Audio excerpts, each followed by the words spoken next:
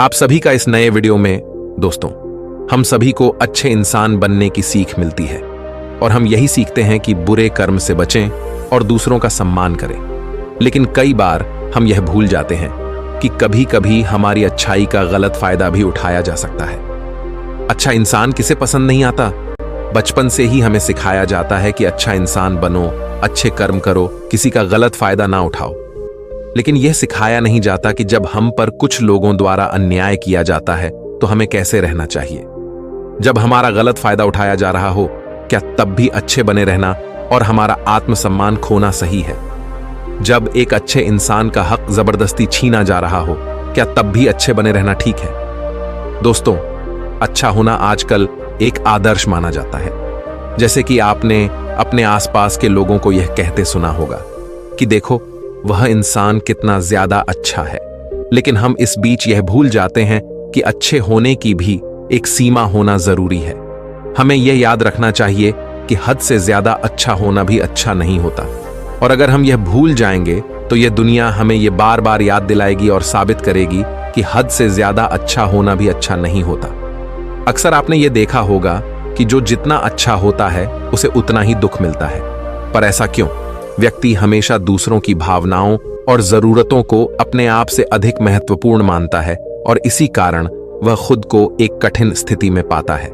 अक्सर उसे ऐसा महसूस होता है कि आखिर क्यों उसके किए हुए अच्छे कामों को लोग नजरअंदाज करते हैं और उल्टा उसी का गलत फायदा उठाया जाता है। कभी ज्यादा काम करवाने से लेकर तो कभी उसे बिना कोई महत्व देकर नजरअंदाज करने तक।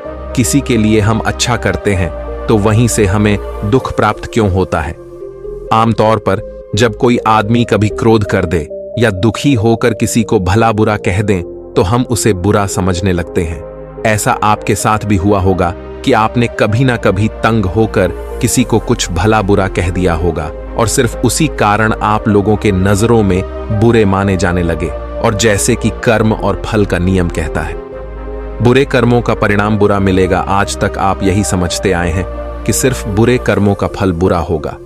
लेकिन आज की इस कहानी के बाद आप यह समझ जाओगे कि अच्छा इंसान के साथ भी बुरा हो सकता है।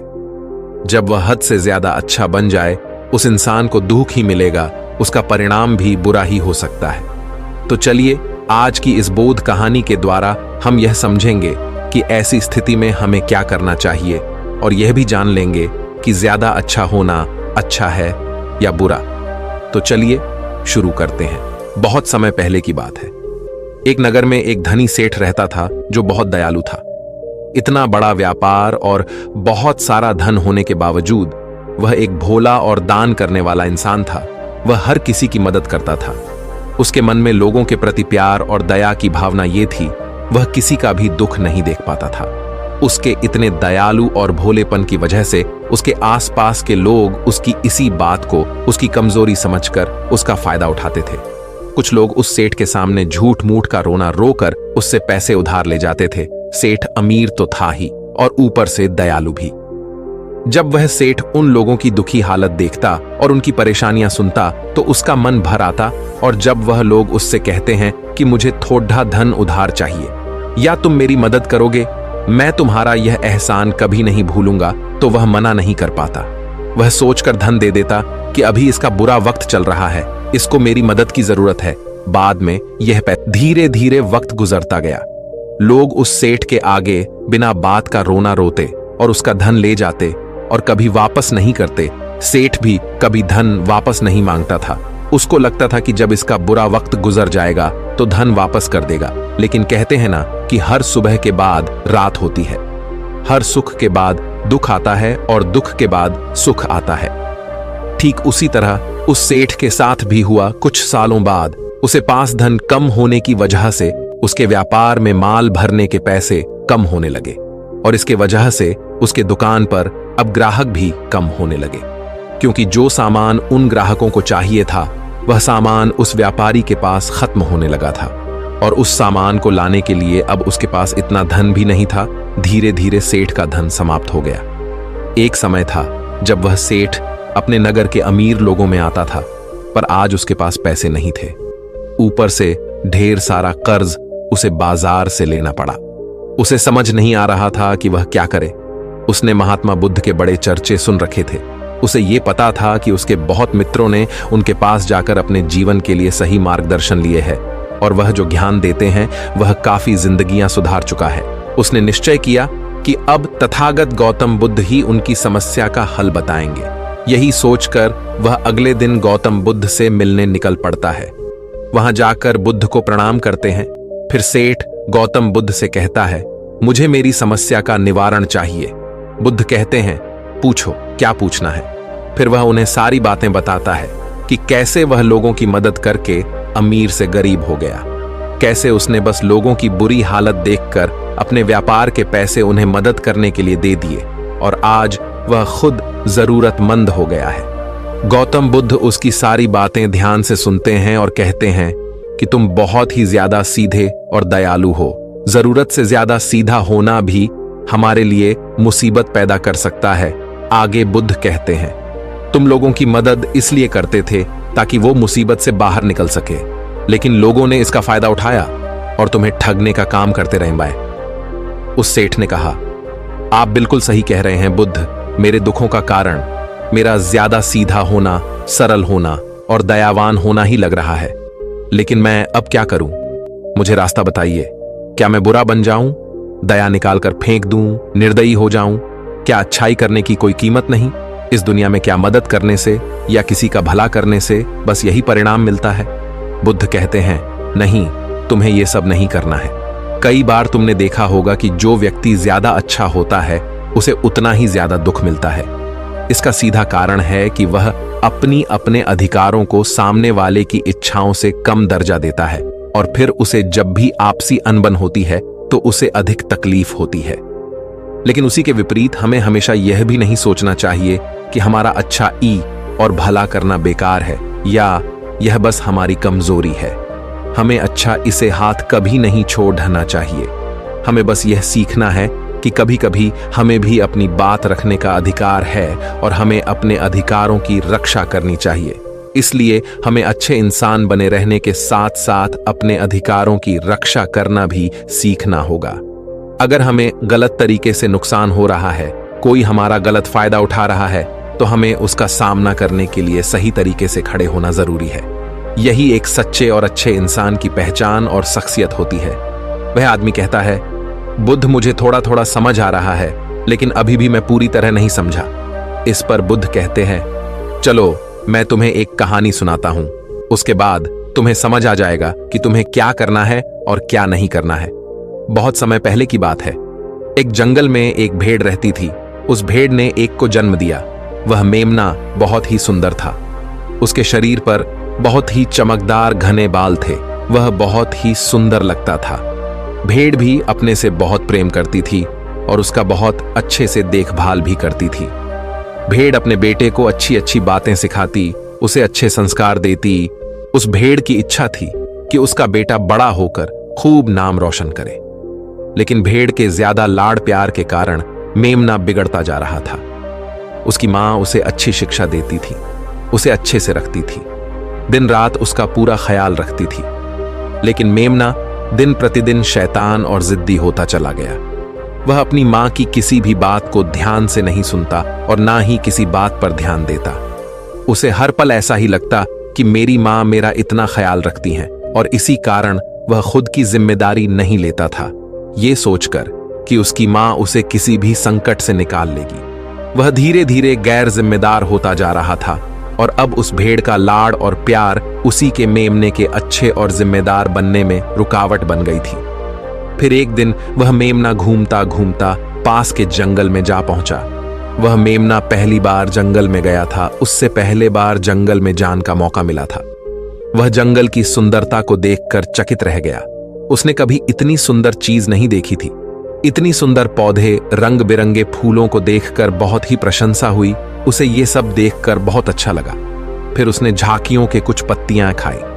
जैसे ही उसने पेट भरने के लिए पेड़ों की पत्तियां खाई, उसको वह पत्तियां बहुत ही स्वादिष्ट लगी। अब तो वह मेमना रोज जंगल में जाने लगा और वहां जाकर पेड़ पौधों को नुकसान पहुंचा रहा था। उसने उनकी पत्तियां तोड़ी, उनके फूलों को नोचा, फूलों को खाया और कुछ को तोड़कर जमीन पर डाल दिया। उसमें मेमने को इस बात की बिल्कुल भी परवाह नहीं थी कि वह क्या कर रहा है। उसको इस बात का पता ही नहीं था कि जंगल में कोई खतरा भी है। वो तो मस्तमौला होकर जंगल में उछल कूद कर रहा था और पौधों को खूब से नुकसान पहुंचा रहा था। लेकिन जब उस मेमने की माँ को यानी उस भेड़ को इस बारे में पता चला कि मेमना हर रोज जंगल जाता है तो वह घबरा गई और मेमने को अपने पास बुलाकर समझाने लगी कि तुम जंगल में मत जाओ, वहां पर बहुत सारे को जानवर है, तुम्हारे ऊपर हमला कर देंगे, तुम्हें खा जाएंगे। लेकिन माँ की बात का उस पर कोई असर नहीं हुआ, बल्कि वह मेमना अपने माता से कहने लगा कि माँ, जो भी मेरे सामने आएगा वह मुझसे जमकर मार खाएगा, फिर वह बहुत पछताएगा। इसके बाद मेमना फिर से जंगल की तरफ भाग गया। उसे अपनी माता की कही बातें झूठी लगने लगी। हर रोज की तरह उस दिन भी वह उछल कूद करने लगा और पेड़ पौधों की पत्तियां तोड़ने लगा। कभी फूलों को तोड़ता, कभी पेड़ों को खूब नुकसान पहुंचाता। लेकिन उस दिन उस जंगल में एक शेर पहुंचा। वह शेर बहुत ही ताकतवर था, लेकिन ताकतवर होने के साथ वह दयालु भी था। उस शेर का मानना था कि कमजोर प्राणियों को नुकसान पहुंचाना ठीक नहीं है। शक्तिशाली होने का मतलब यह नहीं है कि मैं किसी कमजोर प्राणी पर शक्ति का प्रयोग करूं। वह शेर उस जंगल में घूमने लगा। घूमते घूमते है वहां पर पहुंचा जहां पर वह नासमझ मेमना शैतानी कर रहा था। शेर ने उस मेमने को देखकर आश्चर्य में पड़ गया। शेर ने सोचा कि इस मेमने को किसी खूंखार जानवर का डर क्यों नहीं है। ये कैसे पेड़ पौधों की पत्तियां बिना काम के ही नोच रहा है। ये इनको खत्म कर रहा है और उन पत्तियों को खा कम बल्कि बिगाड़ ज्यादा रहा है। उसके बाद वह शेर कुछ देर तक चुपचाप खड़ा होकर उसको देखा रहा और शेर सोचता है कि मेमना कुछ ही देर में मुझे देखकर यहां से भाग जाएगा और उसके डर के भाग जाने से मुझे बल का प्रयोग नहीं करना पड़ेगा। लेकिन ऐसा नहीं हुआ। शेर बहुत देर तक खड़ा रहा और वहीं इंतजार करने लगा कि मेमना यहां से कब जाएगा। लेकिन मेमना तो भोजन करने में व्यस्त था। उसे शेर का कोई ख्याल नहीं था। मजे से पेड़ पौधे की पत्तियां नोच रहा था, उन्हें खा रहा था, सब कुछ बेकार कर रहा था। जब शेर ने देखा कि मेमना उसे देखने के बाद भी वहां से नहीं जा रहा, तो खुद वह मेमने के पास जाता है और वहां जाकर बोला, सुनो बच्चे, इस जंगल में फूल पत्तियों को नुकसान पहुंचा रहे हो। उन्हें जितना जरूरी है तुम्हारे भोजन के लिए बस उतने ही तोड़ो। तुम बहुत फूल पत्तियां यूं ही नष्ट कर रहे हो। अगर तुम इन पेड़ पौधों को, इन फूल पत्तियां को नुकसान पहुंचाओगे तो तुम अच्छे बच्चे कैसे बनोगे। अच्छे बच्चे कभी भी इस तरह जंगल में आकर पेड़ पौधों को नुकसान नहीं पहुंचाने लगते हैं। तुम्हारी मां ने तुम्हें अच्छा बच्चा नहीं बनाया। शेर की बातें सुनकर वो घमंड से बोलता है, तुम्हें अच्छे बच्चे बने रहना है, तुम बने रहो। मैं तो जैसा हूं वैसा ही ठीक हूं, मैं वैसे ही रहूंगा जैसे मुझे रहना है। शेर हैरान हो जाता है, लेकिन फिर शेर उसे मेमने को बच्चा समझकर माफ कर देता है, क्योंकि शेर नहीं चाहता था उसे बच्चे पर हमला करना पड़े। तुम खतरनाक तो कहीं से नजर नहीं आते, चले जाओ यहां से। बड़े आए खतरनाक, तुम मेरा दिमाग ज्यादा खराब मत करो। चले जाओ यहां से, अपना रास्ता नाप लो और मुझे इन फूल पत्तियों को खाने दो। ये कहकर वह घमंडी मेमना पत्तियां खाता हुआ आगे चला गया और शेर उसे बस हैरानी से देखता रह गया। तभी वहां पास में ही झांकियों के पीछे एक लोमड़ी छुपी हुई थी। वह लोमड़ी शेर और मेमने की सारी बातें सुन रही थी। उस लोमड़ी को शेर राजा की इस तरह बेइज्जती बर्दाश्त नहीं हुई, तो वहां से झाड़ियों से निकलकर शेर के पास आ पहुंची और शेर के पास आकर बोली, क्षमा कीजिएगा महाराज, आप तो इस जंगल के महाराज हैं, इतने बलशाली हैं, आप चाहें तो इसमें को 2 मिनट में मजा छका सकते हैं और उसे आपका अपमान करने से रोक सकते थे, फिर आपने कुछ भी क्यों नहीं किया। इस पर शेर ने कहा, मैंने उस बच्चे का भला सोचा, मुझे ऐसे ही किसी बच्चे को अपनी ताकत का शिकार नहीं बनाना था। यह सब सुनकर लोमड़ी बोली, महाराज, लेकिन आपके इतने सीधेपन और दयावान होने के कारण ही उस मेमने की हिम्मत बढ़ ही गई है।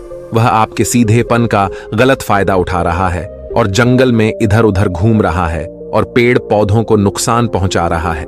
मुझे पता है कि कमजोर प्राणी पर हमला नहीं करना चाहिए, यह बहुत बुरी बात है, और यह भी दया करना एक अच्छा गुण है, लेकिन शासन में कभी कभी भय दिखाना भी जरूरी है। आपकी यह बात सही है कि प्रजा के साथ दयालुता का व्यवहार करना चाहिए, लेकिन इसके साथ साथ यह भी जरूरी है कि उनके मन में राजा के प्रति डर भी हो, ताकि वह इस तरह के अपराध ना करे, कोई मर्यादा ना तोड़े।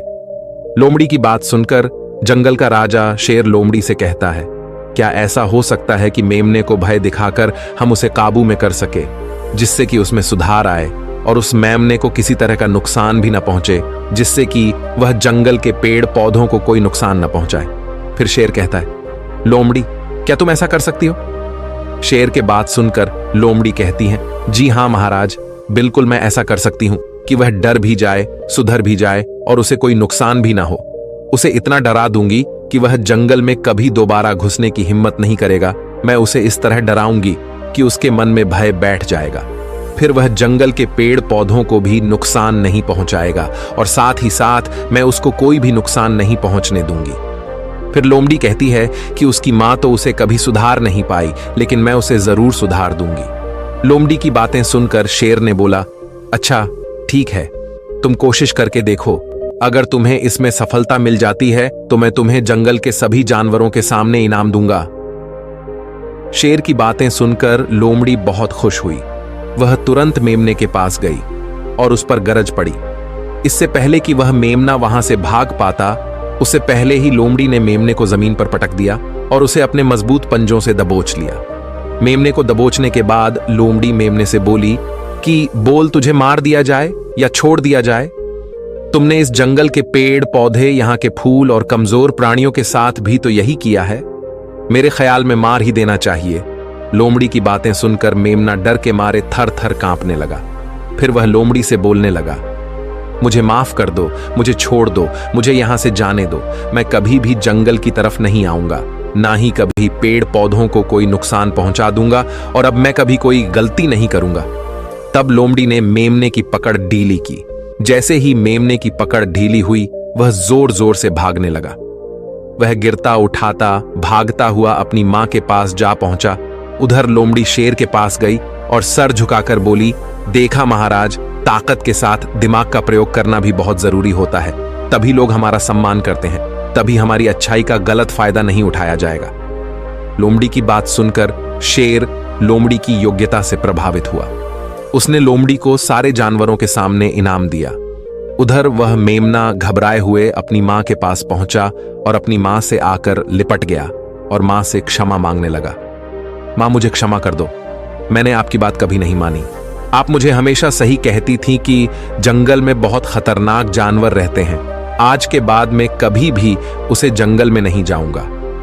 फिर बुद्ध उस व्यापारी को कहते हैं, देखा बेटा, इतने अच्छे मत बनो कि लोग तुम्हें खा जाएं, और ना ही इतने कड़वे बनो कि लोग तुम्हें खाए ही नहीं। जरूरत से ज्यादा अच्छा बनना इंसान को दुहक देगा। लोग उसका सम्मान नहीं करेंगे बल्कि उसे पागल समझेंगे। गौतम बुद्ध सेठ से कहते हैं, अगर शेर भी अच्छा बनने का दिखावा करेगा या फिर अच्छा बनकर रहेगा तो लोग उससे डरने की बजाय उसे पागल समझेंगे। सेठ को समझते हुए बुद्ध बोले, अगर हम ज्यादा अच्छे बनकर पेश आते हैं तो लोग हमारी अच्छाई का फायदा उठाने लगता है। तुम लोगों के लिए भले उनकी मदद करते हो, वही लोग भोले बनकर तुम्हें ठगने की कोशिश करेंगे। तुम्हें लोगों की मदद करना छोड़ना नहीं, बल्कि समस्या सुनकर उसे धन देने की बजाय उन्हें समाधान देने की कोशिश करो। अगर धन की आवश्यकता पड़े तो थोड़ा बहुत धन दे सकते हो, लेकिन हर समस्या का समाधान धन से करने की वजह निवारण से करो। इससे वही लोग तुम्हारे पास समस्या लेकर आएंगे जिनको हकीकत में दिक्कत है। पैसे ठगने वालों से तुम्हें मुक्ति मिल जाएगी। सेठ बुद्ध को प्रणाम करता है और धन्यवाद कहकर वहां से चला जाता है। फिर वह वैसा ही करता है जैसा बुद्ध बताते हैं, और कुछ ही सालों में वह पहले जैसा धनवान बन जाता है। तो दोस्तों, आपने आज के इस वीडियो से क्या सीखा वह मुझे आप कमेंट में बता सकते हैं। इसी के साथ मैं उम्मीद है कि आपको आज की वीडियो पसंद आई होगी। तो इस वीडियो को उस इंसान को शेयर करें जिससे यह कहानी सुनने की जरूरत है, और उसी के ठीक बाद चैनल को सब्सक्राइब करें। तो चलिए फिर मिलते हैं ऐसी एक और नई वीडियो में एक नए मैसेज के साथ। तब तक के लिए अपना ख्याल रखें। धन्यवाद और नमोह बुद्धाय।